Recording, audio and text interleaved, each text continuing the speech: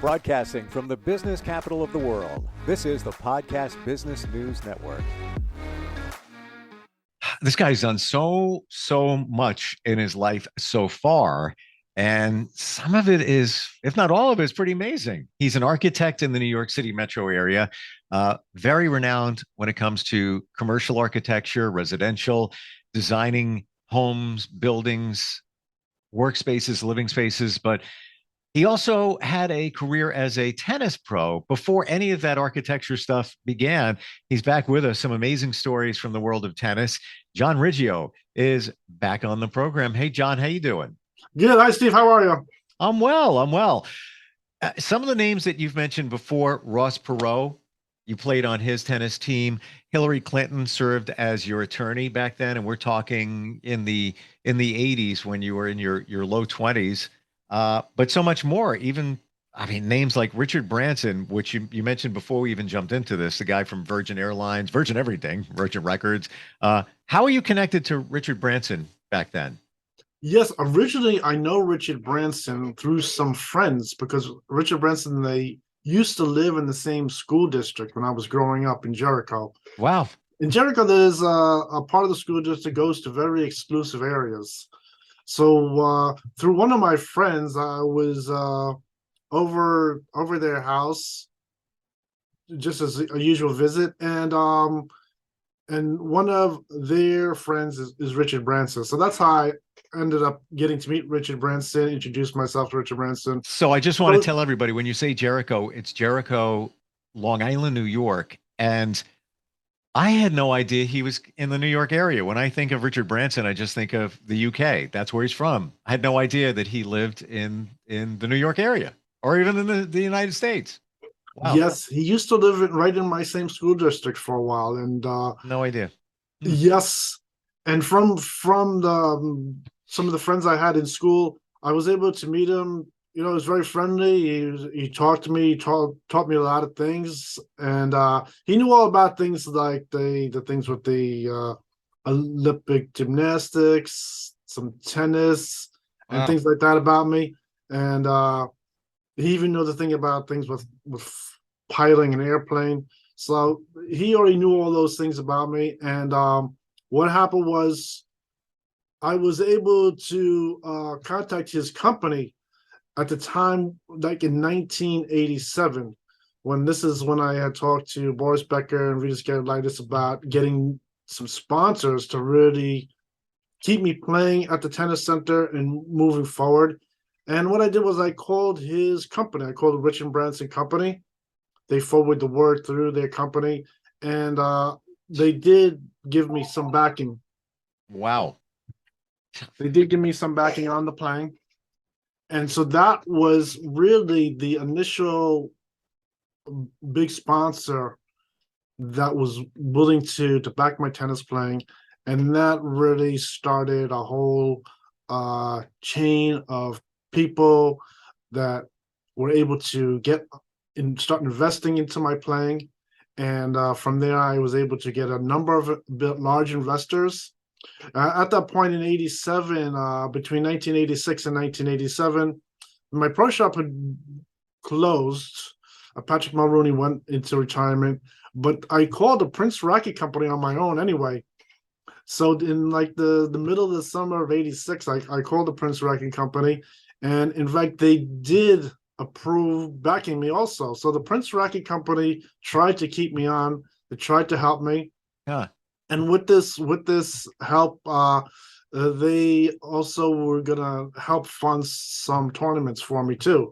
So when I was eventually able to get back onto the courts there at the tennis center, and I was able to start playing again, Prince did back me, and then I did start to get some help from Richard Branson's company, who has I want to ask air and everything like that. I want to ask you, and years later, so you don't have to have an allegiance to any particular brand at this point, but I know you still play. What's your favorite racket? What company? Which one if you're going to walk into a store, where would you buy? Right now, I've been using Dunlop. Okay. All right. And I'm curious because in warmer weather. I'm trying to find an indoor place and I'm just, like a weekend tennis player, like once a month weekend tennis player. Why Dunlop? Because I was looking to buy a new racket and I always wondered what would be the best brand or why they're better. I have Well, no idea. other than Dunlop is willing to still back my tennis, they are a very good brand because their rackets are very similar to a pro stock racket. The ones Okay. that you can buy yourself, you can go to a pro shop and buy them, and Hmm. they're also shaped in what they call precision shaped racket, and that is a Hmm. racket that I like to use, and it works really good. The tension is good. You go up to the maximum tension. So if you wanted to string a racket over 60 pounds, you can do that with the better Dunlop rackets. And Fair enough. so I think I'd like playing with the Dunlop racket. One thing about my racket that was a pro stock, in fact, it really wasn't a Dunlop racket. The racket I played with, it was really made by Babolat. So the pro stock racket that I last used at the end with the Japanese team was really a Babolat made pro stock. There's no way I for you to know it's a Babolat because there's no painting on it or anything. I have no idea what that is. I never heard it. How do you say it again? A Babolat. So that is a racket manufacturer. Yes, Babolat is now owned with just the Babolat Oh, racket. And didn't even they're know. known for very good strings too. They had the Babolat strings are very good strings. Wow. But the racket that I had, the Pro Stock, was also shaped very similar to a racket you would buy as a Dunlop. It was shaped in what they call precision type racket. Yeah. That I find the best racket. I think there's like the Babolat rackets they're selling now, like the Aero Pro and everything. That is shaped like what they call muscle maker racket. It's slightly different style of playing. The muscle maker is a different. It isn't really as accurate a hit as the precision style racket. So I usually like the precision style racket. So the Babolat racket I had was the precision style shape racket, and it was made very good, rigid frame. It didn't break. Huh. No, And I had no idea. I figured I'd ask because you would know. And you walk into a store and you look to buy something. I'm clueless. I have no idea. So, on another show, I'll have to show you a sample of some pro stock. I have some pro stock rackets that'd be cool. that aren't marked. I'll show them to you on the show. I'll have some of them, and I can show you a comparison of a couple rackets. Wow.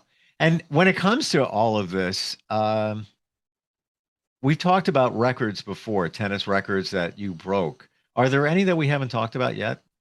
Yes, I was trying to remember all the different ATP records I have. I had that one administrative record. I have about 10 ATP records. And one that I just remember was I had the highest percentage of winning the final match in a tournament. And so that is an important percentage because a lot of Huh. people, they're looking at you to win the tournament. They get to that big final game. And I only have lost like maybe once or twice in the last match of a tournament. If I get to the final match of the tournament, I'm probably going to win the tournament. And that was really big. That was something I was able to do from years of experience and playing, really concentrating on my game. And I think once I did lose the final match, and what happened is my sponsors received this large plate. It's this. I think if you would see on television, sometimes at the end of the match they show someone with a trophy and Yes. someone with a plate. Yes. So I did receive it, but that was very few times, maybe once or twice. But whenever I made it to the end match of the tournament, I was certain to win the whole thing. So I had the record for that too. So is that really the case? If you win the last game, uh, in a match, you'll win the tournament. Typically, do I have that right? Yes, Huh. that's correct. Hmm. I Why? was, I was almost certain to win the last match of the tournament. I was able to really play so confidently and win that when I got to the final match, it was pretty certain I was going to win the whole tournament. Why So does it happen like that? Typically. I don't know why, but it had to do with really years of moving up in the rankings slowly and continuing to improve my game. So by the time I get to the final match of the tournament, and my playing ability is also slightly better. I'm improving as I go along in each tournament. Huh. It's mind-boggling that this is all taking place where you're barely what, 22, right around there. Yes, yes. My playing was going starting sponsors at 9, and I was playing through the years of 24 and past there too. Wow. Um, how about some of the other things that happened during that time? I know that there was money that you got for winning matches or tournaments. Anything that we didn't talk about in terms of numbers there? Yeah, well, I think the well, was one number was $1,500, and I think $1,500 was like a number of like having your name listed in a publication. That was the amount of money back then. And it seemed to have kept going for a number of years too. It started like in 1985. Like Ivan Lendl and Bjorn Borg, they each took $1,500 from their credit card, and they paid like World Tennis Magazine to put an ad into the publication, and that's how much it cost. So they really took that money out of their pocket to pay for me, which was really good. I mean, that's just an indication that they really wanted to forward my career, and it was real dollars that they were spending. Wow. Wow. So yes. So what did it look? Was it when you say an ad, like what did it look like in World Tennis Magazine? When they usually it's just a name and a ranking number. Gotcha. So what we're talking about is call it a mention in the magazine, just some visibility to raise up your credibility as a tennis player. Yes, a lot of times they had a couple of things. One was an up and coming player advertisement in the U.S. Tennis Magazine, and they kept putting my listing in there as where it would just say that I was up and coming player, and very simply, so they would Hmm. see that I was up and coming player, would just maybe list my name, and that's about it. Very simple. That was a very simple advertisement, usually $1,500. And same thing with the listing was a name and a ranking number. Was the same idea. It was like $1,500 back then. So I, that and I those just want to share with people, just remember, we're talking the 80s. So to get listed in a prominent magazine, that's a big deal. That's almost like, getting, oh, I don't know, quickly, 50,000 followers on Instagram, just like that. It's a, you know, it was big visibility back then, when we talk about print, and World Tennis Magazine was huge back then. Yes, I think that was part of what I was calling an advertising game. And I think a lot of that really goes to really hiring someone who's really very experienced, like a publicist, hire a licensed publicist. Sure. He is supposed to handle all the copyrights with the name, uh, talk with the magazine. A lot of these names and numbers have to get approved through administrative uh, people in tennis and coaches in tennis, and then also it has to then go through with the public. So there's a whole complex thing of figuring out the advertising game and things like that. And I think one thing about my ranking numbers that I'd said on previous things, I think just to give some proof of what was going on with the ranking numbers was in '87, in the summer of '87.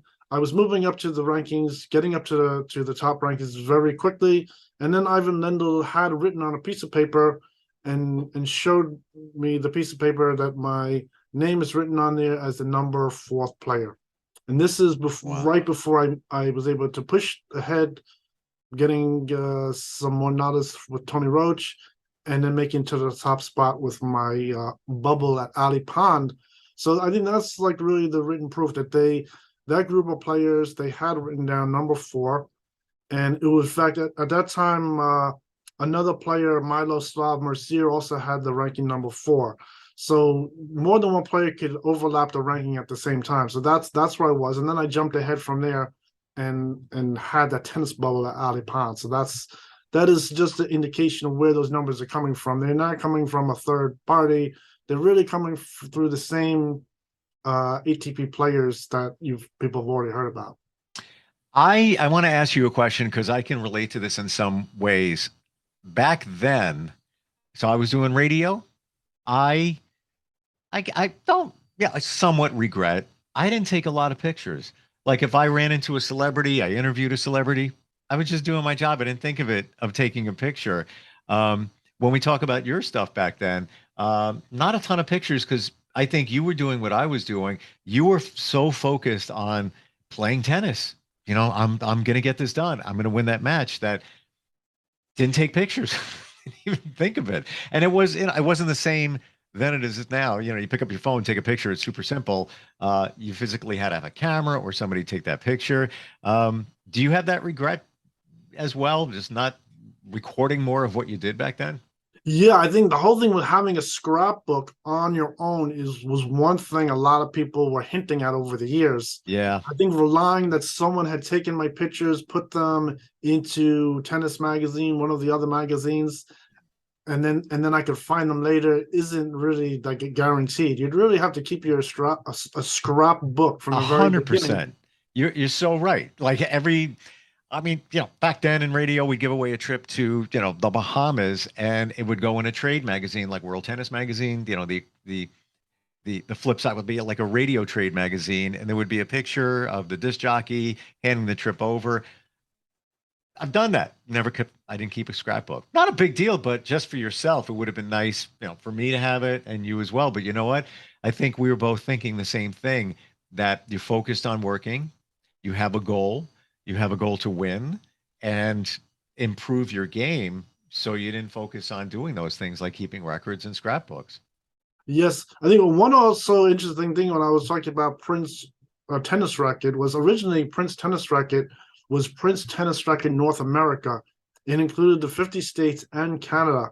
So when I was originally playing with Prince, there was even though I had signed as the US player, the Prince racket had Canada was also sort of rooting for my playing too at the same time because their company included all of North America. So that was one interesting added point. And I think even today, Mm. some people that I meet might pick up on that I was really a player for when I was sponsored by Prince for all of North America. So that is another interesting thing that was happening too. Wow. How about some other things going on back then? Anything that you recall? I know we hit a lot. I know you had I think her name was Delilah back then. That was a girl that you were with.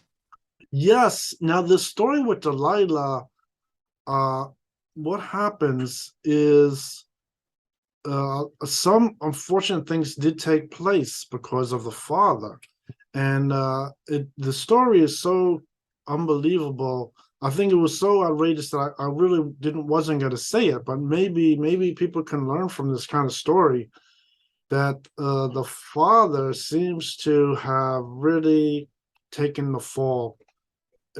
He ended up um, having Delilah.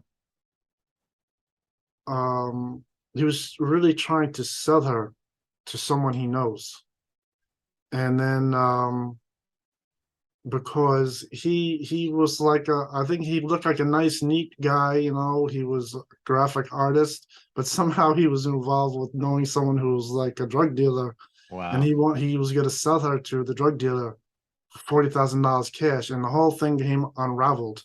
The whole thing came unraveled when she told me because I still maintained friends with her, and she told me that she just had to move in with someone that was her father's friend into his house with the guy's parents, and she tells me that they have one or more, at least two or more kidnapped children in the basement, Wow. and immediately what I did was after I finished talking to her because they were threatening to have her involve herself with this whole thing with this crazy family.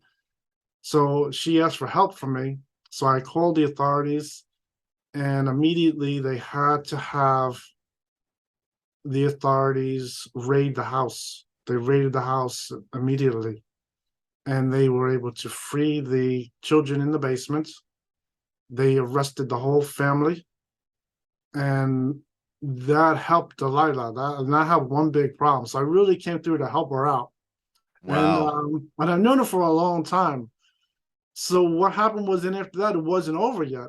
I was being told that this type of people that her father had her involve herself with were not really like a calm type people.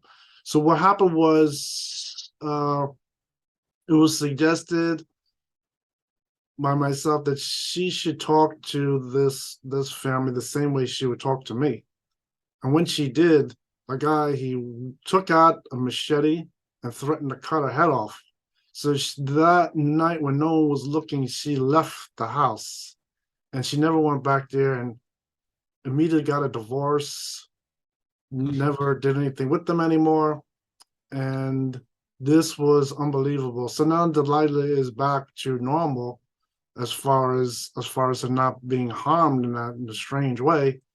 And but then what happened was over those years from like 1992 to 19 not 9 yes about 1992 to about like 1996, this whole thing with the Japan team kept going on. And when I finally was able to figure out the way to start to get into the Japan team in Hawaii, I went to Hawaii. I made an official appearance there. And so when I had told Delilah about that, unfortunately, she was so outraged against her father. She went to go confront the father, and I never saw her again. Wow. I never saw her again. I think whatever happened did not go over very well at all because unfortunately, like 6 months later, I was told reports that they might not be alive anymore. I mean, this was I really didn't expect this. unbelievable. Unfortunately, I was really told that yes, I was told that I didn't ever get physical proof of anything. They were no longer in that household anymore. That was living there anymore, and I never got any physical proof. But whatever happened, really was bad, and that's because since I knew Delilah since she was young, she always wanted to get married to me, and she had one thing about herself.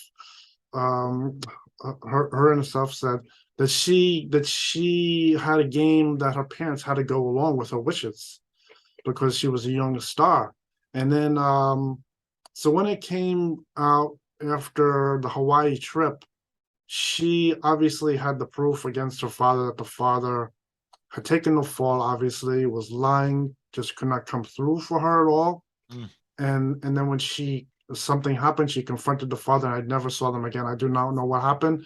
And that is what was the root cause was so she was directed from her own self, how Uh, much special that she should have a game that her parents had to go ahead with what she wanted, or she could not take it anymore. So I don't know what really happened, but I was told that her and her father were no longer alive at that point. I don't know what the real truth is, if I, somehow they are alive someplace, but I was told that they might have died. what a direction that went in your life. I mean, here you are, you know, attaining greatness as a tennis player, and playing with some of the best in the entire world, and then dealing with that somebody that you befriended and you were close to her. Sorry to hear that that Yes, I happened, think but I think what happened there was because she was like her own entertainer too. And I think this thing with the pro tennis with her and me getting married together and doing the whole thing with the tennis was really very high pressure for her. yeah, And she was living off of this for a long time. And I thought it was good that she liked this idea, but I think her the one flaw in her story was really her own little game that she had to play with the extensions that she if her parents didn't go along with she really wanted, that she really did not feel too good about it. So yeah. I don't know what happened, and this had started with her mother. Her mother once I went over there to go out on our usual meeting when we were much younger, and the mother said that no, she's doing her schoolwork, and what happened was I think her argument the next day with the mother was too much for the mother, You know, she had I think she had like a fight with the mother, and the Wow. mother in fact ended up lapsing to a coma, and then it took a little while, but then she had passed away after that. So that is like one incident that took place. So this thing with me and the light and the tennis was a high pressure thing for her, For and sure. but I think the one flaw was basing her future on her parents and me. That's And why then, putting her parents to come to Japan with me, come to Hawaii with me, that wasn't yeah. too good. And unfortunately, I even though I helped her out get out of a lot of problems like that,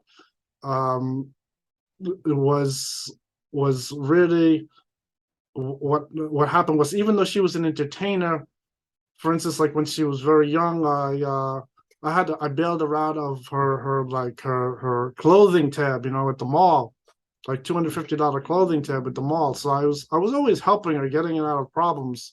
But then I got that big problem with her with the children in the house that she was forced to move Well, into. you And got to think of it this way. What a challenge, for her. It's almost like living a double life. We have a life with a guy who's a tennis pro, then her parents, if they don't approve, they may be jealous that you're providing this for her. And yeah, just crazy world to be in. We're out of time here. But wow.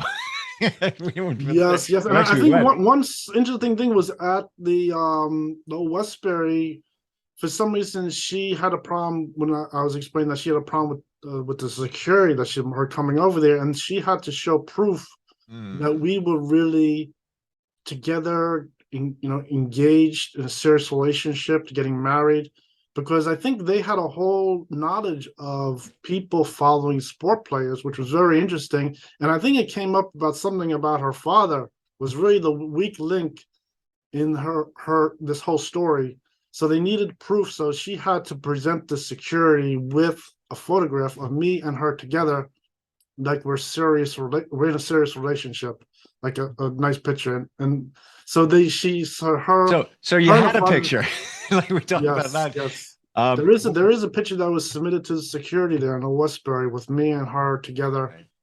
right. We are like engaged to get married. So that is what was happening. So this whole thing was really very high pressure, very serious, and Wow. it really resulted in something really, really big happening at the end there. And so that's what happened.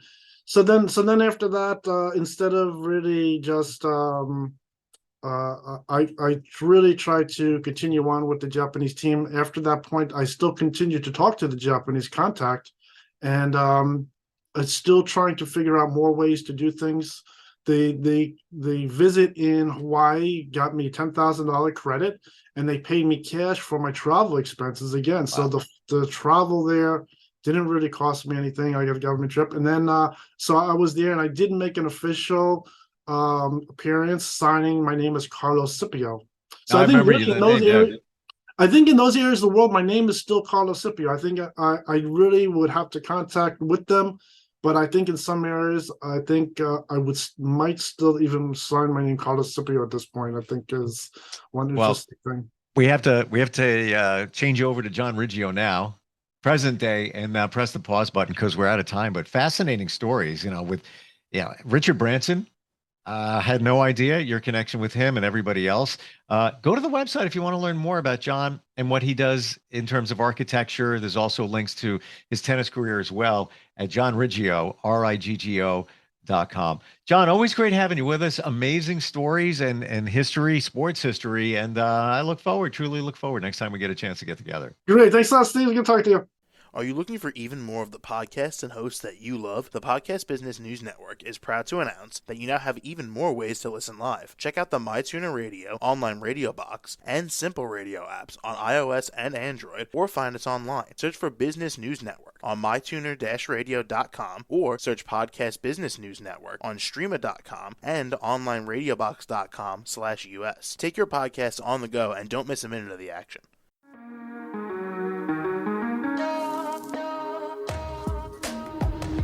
Broadcasting from the business capital of the world, this is the Podcast Business News Network.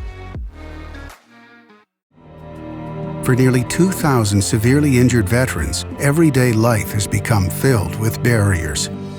day-to-day simple tasks can become pretty daunting. I have to carry my chair up 2 flights of steps or have somebody do it for me. What scares me the most is just the falling. When I'm struggling with my house, I think, to have that one great barrier just knocked down, I mean, it's crucial. Home for Our Troops is a wonderful nonprofit that builds a mortgage-free, fully adaptive, handicap-accessible house. And there's no catch. It'll be our very first home that we've ever owned. This is a game changer. This is where your life begins again. We need you to join us in completing this important mission. Please visit hfotusa.org and help build homes and rebuild lives. Because of you, everything's going to be okay.